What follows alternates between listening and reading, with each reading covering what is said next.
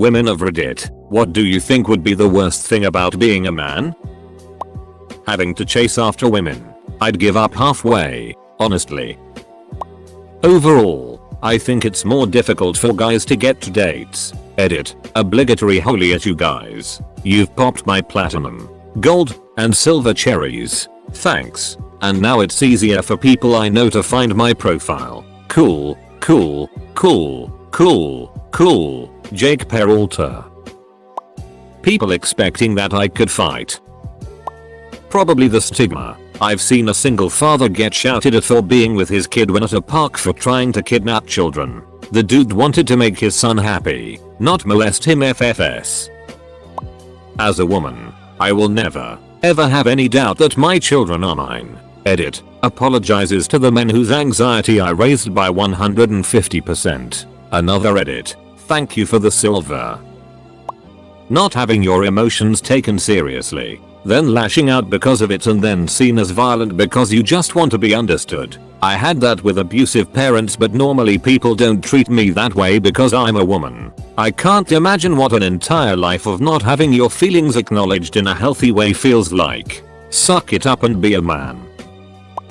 Being considered a possible threat by strangers. Probably. Like, I get it. You never know, but it would probably suck. Either that or the D and balls. Like, they're just dangling there. Are they in the way? How do you straddle stuff? Will you accidentally squish them? Do you have to like, tuck them into your underwear? Not being able to take care of children without getting dirty looks. Edit. Holy moly guacamole. Thanks for all the replies and my first silver and stuff. Oh, you got stuck taking care of the kids today. Ha, giving mom a day off. Finally, dads know what I'm talking about. Edit. Well, that blew up. Glad to see I'm not crazy. It's interesting to see the scattered few people say OMG people don't actually talk like that. And then see hundreds of other folks confirm that. Yeah, people do say that it. Only one orgasm at a time. Having to be the person physically in charge in a threatening situation. Like always being with a man when walking home from a party in a sketchy area at night. Yes, there is safety in numbers, but the dude is expected to be protective regardless of level of awareness, self-defensive, or drunkenness. That's a lot of pressure. If the women don't get wet or come or have fun in bed, it's your fault. If you don't get hard or come or have fun in bed, it's also your fault. Being expected to be more effective at physical labor.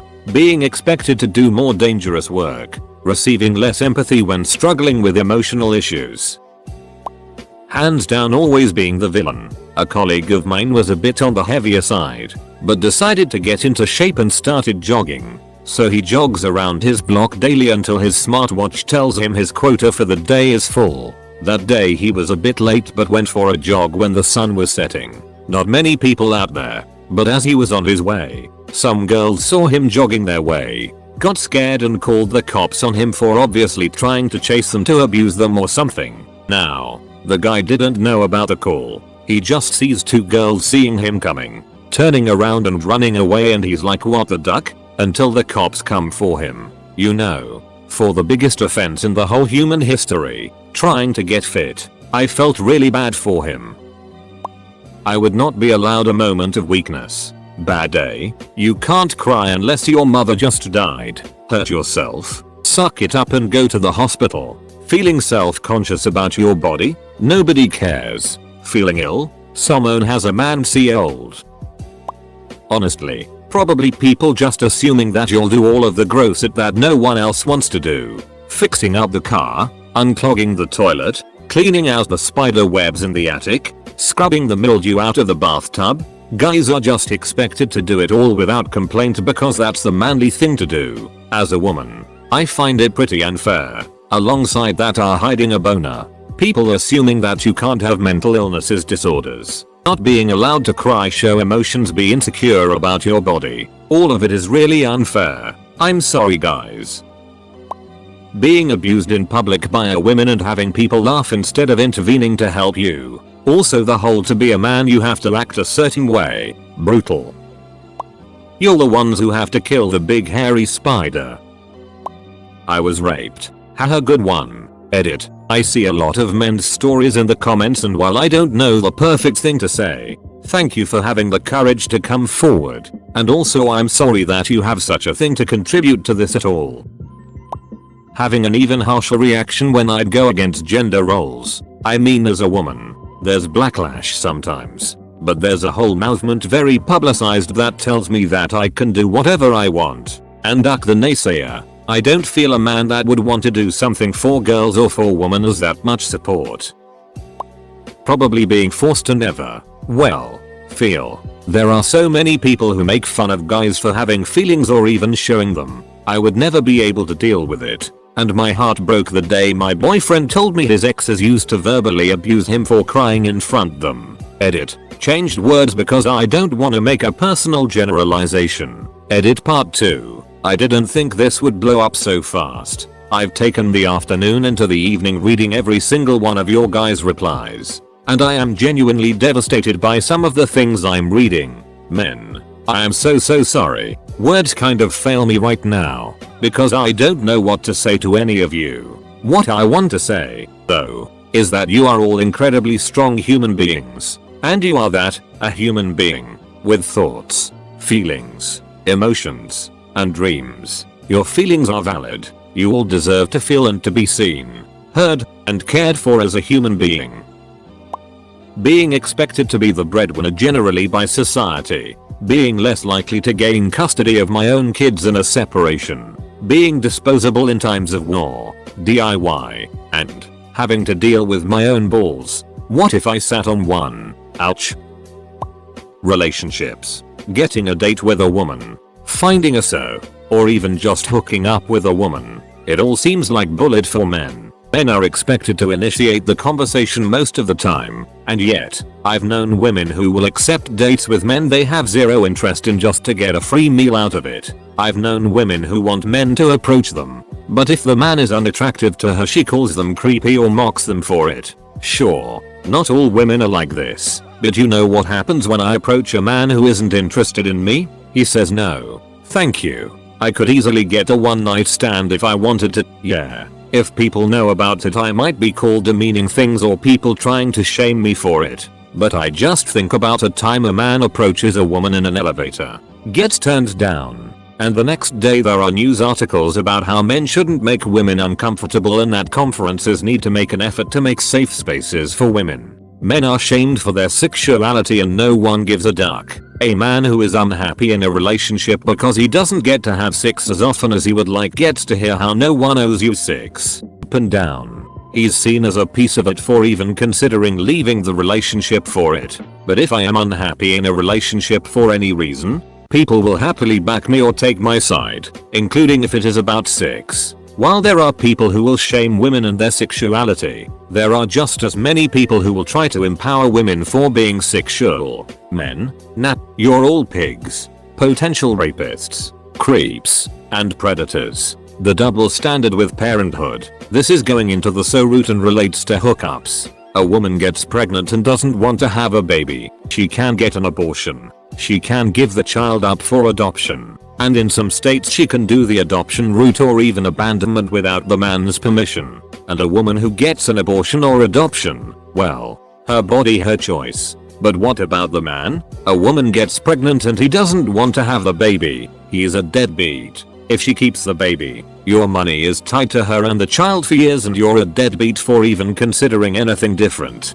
Not only that, but if a man doesn't want to support a kid then don't have sex. Is often said in discussions about this, even though the same ducking line is used against women by pro-lifers. It's a gross double standard and a dangerous one, making sex and relationships more tricky for men. It doesn't help that women have a huge variety of contraceptive options available to them and men only have one that isn't permanent. Marriage is tricky for men, with how easy it is for a woman to leave a marriage and claim a bunch of assets, sometimes get alimony, and take the children. Why are men risking marriage? Yes, not every marriage is so clear cut and sometimes the woman is making sacrifices herself which could make it difficult for her to get back onto her feet after a divorce. But come on, women aren't helpless delicate flowers anymore. Women aren't solely reliant on their husbands and will be devastated after a divorce, at least not in the United States. I acknowledge this as someone who is married to a man. Lack of support for those who end up in abusive relationships. Abuse can come from either sex. Men can be raped and abused too. But there are so few options out there for men who need help, in addition to people often saying or joking about how he probably deserved it or that he's being weak. Eater. Since apparently I need to make it clear, yes, I am female. I was born female. I'm not a trans woman, even though I have commented in trans subreddits. It's weird to me that some of you find it hard to believe that a woman could be behind this response. But hey, now you know why I use assume I'm not. Though, having people assuming I'm a trans woman is a new one for me. Being arrested for defending myself against an abusive partner. Imagine pretty much being invisible. You get your self-worth from how well you perform at work. Perform good and you're okay day to day. Start performing bad and you want to kill yourself because your only interaction with people now is negative. Nobody cares about you. Nobody messages you. And when someone calls they want something from you. Now I don't mind helping. But damn, call me up for a beer or some camping too sometime. The hardest part is when it only is family. Your friends are gone. So you always answer for family because it's what you do. But it's always, hey man, how was your Memorial Day? If even asked. Hey, Kylie is moving this weekend to college and we'd like to try and get it done in one shot. Are you busy Saturday? Oh, you work? Well, okay, are you free Sunday? Cool, well can you come Sunday then? We'd love to see you. We miss you so much. You never come out and see us. And you agree because you don't go see them. Because they all get together on Saturdays while you work. So now you feel bad for working and you now lose your day off from being bossed around and unpaid by people who always invite you to it that happens on Saturday. Then make you feel bad about it. So now you're the asshole. While all of this happens. While you're carrying the 1,200 pound Bowflex that hasn't been used in the family for 5 years up 5 flights of stairs. None of these people wished you happy birthday last year. Edit. Well, I live in Idaho. Seems like I have some friends that would like to drink beer and go camping. HMU. I'll bring meat and fire. Let's get drunk then tomorrow on our way out pick up some trash left over at other camps. Because we pack in pack out. I would be terrified of my D getting stuck in a zipper.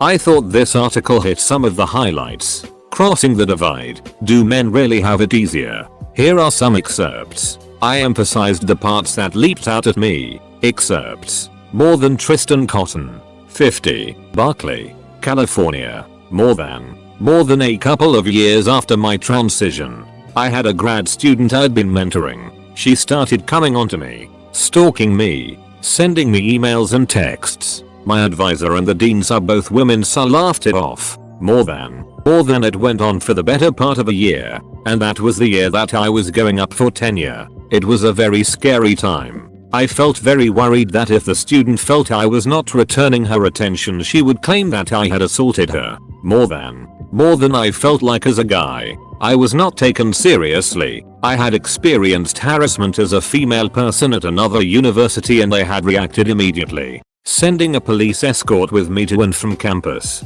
I felt like if I had still been in my old body I would have gotten a lot more support. More than Xander Cake. 52. San Diego, California. More than prior to my transition. I was an outspoken radical feminist. I spoke up often, loudly and with confidence. I was encouraged to speak up. I was given awards for my efforts. Literally, so it was like, oh, yeah, speak up, speak out. More than when I speak up now, I am often given the direct or indirect message that I am mansplaining, taking up too much space or asserting my white male heterosexual privilege. More than. I do notice that some women do expect me to acquiesce or concede to them more now. Let them speak first. Let them board the bus first. Let them sit down first. And so on. More than.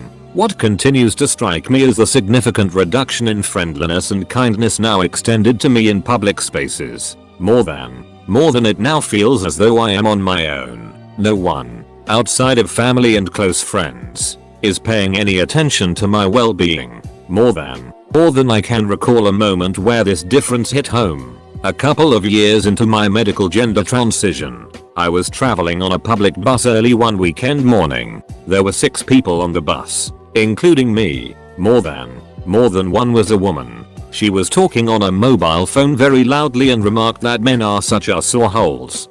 Tani immediately looked up at her and then around at the other men. Not one had lifted his head to look at the woman or anyone else. More than the woman saw me look at her and then commented to the person she was speaking with about some asshole on the bus right now looking at me. Tani was stunned, because I recall being in similar situations, but in the reverse. Many times, more than a man would say or do something deemed obnoxious or offensive, and I would find solidarity with the women around me as we made eye contact, rolled our eyes and maybe even commented out loud on the situation. I'm not sure I understand why the men did not respond, but it made a lasting impression on me. More than Chris Edwards, 49, Boston, Massachusetts. More than the hormones made me more impatient. I had lots of female friends and one of the qualities they loved about me was that I was a great listener. More than after being on testosterone, they informed me that my listening skills weren't what they used to be. More than here's an example. I'm driving with one of my best friends, Beth, and I ask her, is your sister meeting us for dinner? 10 minutes later she's still talking and I still have no idea if her sister is coming. More than so finally, I couldn't take it anymore, and I snapped and said, is she coming or not?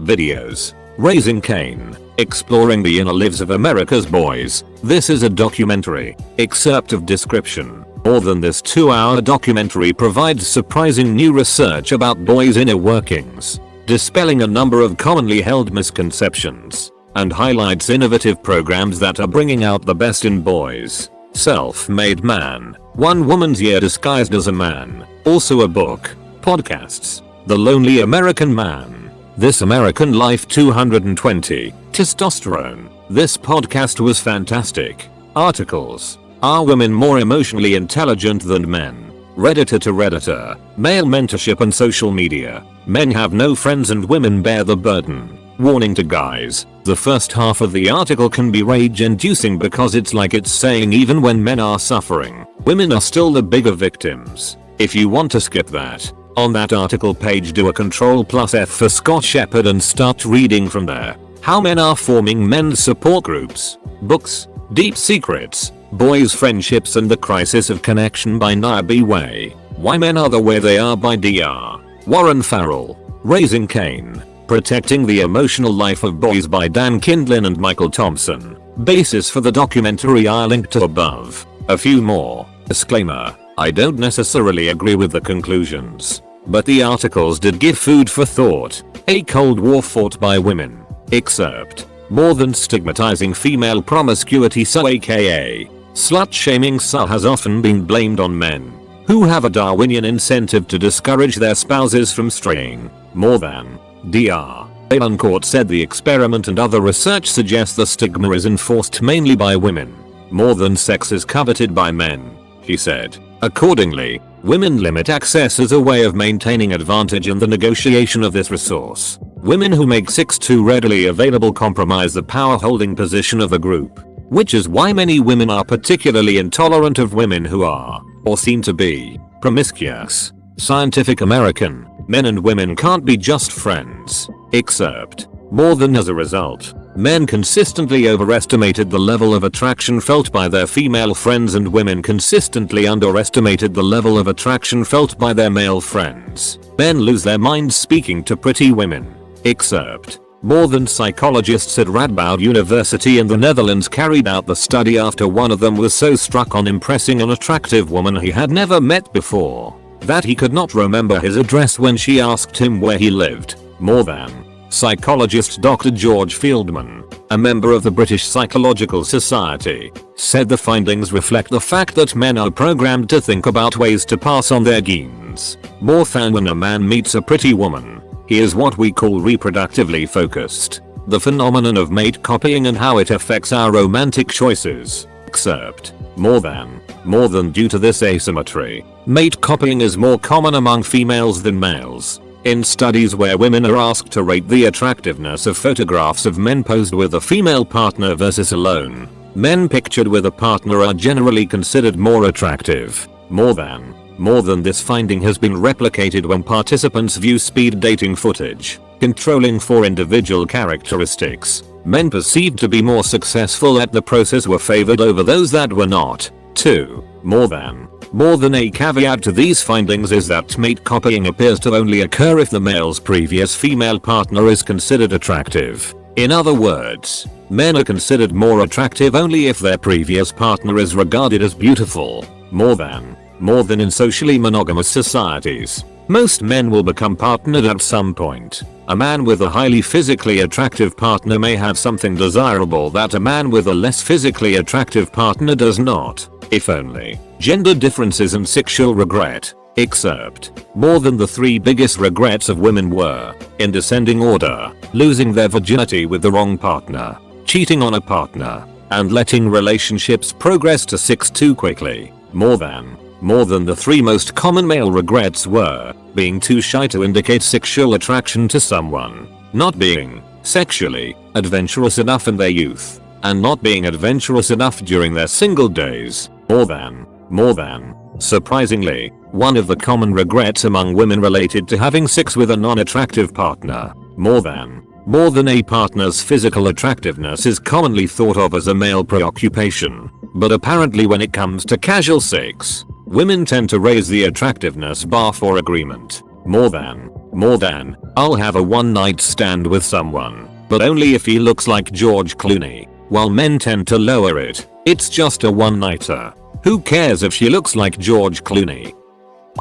The constant insecurity of whether you're man enough. Being in a crowded urinal. Everyone has the D's out standing next to each other. Like what the duck just makes stalls, why have them in the open? Edit. Okay, I wanna be clear, I actually don't stare at each other D so that you stand next together unless necessary. I meant that going at a crowded place and needing to peeing and just try to look straight forward and ignore the dudes near you. To everyone who thinks it has something to do with our D's balls, I promise we have much bigger problems than our nutsacks sticking to our thighs. We're increasingly assumed to be predators. Apparently, we have a suicide rate that is through the roof compared to women. We have a harder time getting custody and divorces because it's assumed that women are the obvious caretakers by default. Increasingly there's tons of stuff about girl pride, but little boys are pretty well screwed if they try to be proud of being a boy. I'll gladly take some ball sweat if all that other stuff will go away. Feeling uncomfortable or shamed for showing your emotions. It's a sad truth, but since the dawn of time, men have been encouraged to live up to the expectations of having to be tough or being a rock for the family. As a woman, I think we feel more comfortable crying and expressing our sadness. Men get sad too, and it's about time they feel free to express it as easily as women do. I would think it would be being expected to do all the heavy lifting. To me, as a 64-year-old woman, I do my best to move things on my own. If I must ask for help, I make sure my helpers are well compensated with cold tasty beverages and snacks food. Just because you're a male doesn't mean it's your legacy to be a physical workhorse. Emotional unavailability of others. As a woman, I definitely face a lot of hardships that men don't have to deal with. But when I'm at my point of breaking, sobbing and inconsolable, I know I can message one of my friends, usually one of the girls, and cry and itch to them about it, and they will listen to me and really connect with me. They will tell me how itty the person who did that is, how difficult it must be to deal with, how strong I am for persevering in the face of adversity. On the other hand, I've spent my life trying to be a non-judgmental source of venting for my male friends, and I've found that basically everyone who I'm like that with ends up either thinking I'm into them romantically, or expressing how grateful they are for something they get so little of. Guys are told to just suck it up and push their emotions down, and I think it is harmful to all of us. Most women think there's nothing wrong with being abusive and cruel with men. It's so upsetting watching women treat men like absolute it. To top it off, Men are expected to still act like a gentleman, and also they're not allowed to feel vulnerable or to feel sad, angry because some lady was just a little sassy when in reality she was being abusive piece of it. Edit. I'm a woman, not a heartbroken dude. Thanks for your concern lol. Also, it has come to my attention that I didn't get my point across very well. By most women I mean most women I know. I don't claim to know what most women think. I'm just talking from my experience. I've also been cruel to men. It's just too ingrained in our culture that being mean to men is acceptable. It isn't. We cannot expect to have an equal society if we don't treat men respect, tolerance and kindness. Thinking that you can treat men like it just because they're men is sexist, and we shouldn't tolerate it. We are responsible for creating the world we want to live in. Hope I explained myself better. Have a nice day. Less than 3. This is probably the most interesting women of Reddit post I've seen yet. Your balls sticking to your leg in the summertime. Not being able to show emotions as much. I'm a very emotional person. I wouldn't even be able to handle it. Let men cry. Let men be outwardly excited about things. Let men have emotional freedom. Edit. What I mean by emotional freedom is to express emotions in a way that is comfortable to you. There isn't a correct way to express emotions, but there is an incorrect way. Don't bottle up your feelings, and don't let people make you feel bad for being emotional. Having a higher suicide rate but depression and other mental illnesses being pretty taboo. Edit. As many have pointed out, women attempt suicide more often, but I feel the point still stands. Edit 2. I now know that women attempt suicide more because they are less successful. Thank you for the insight.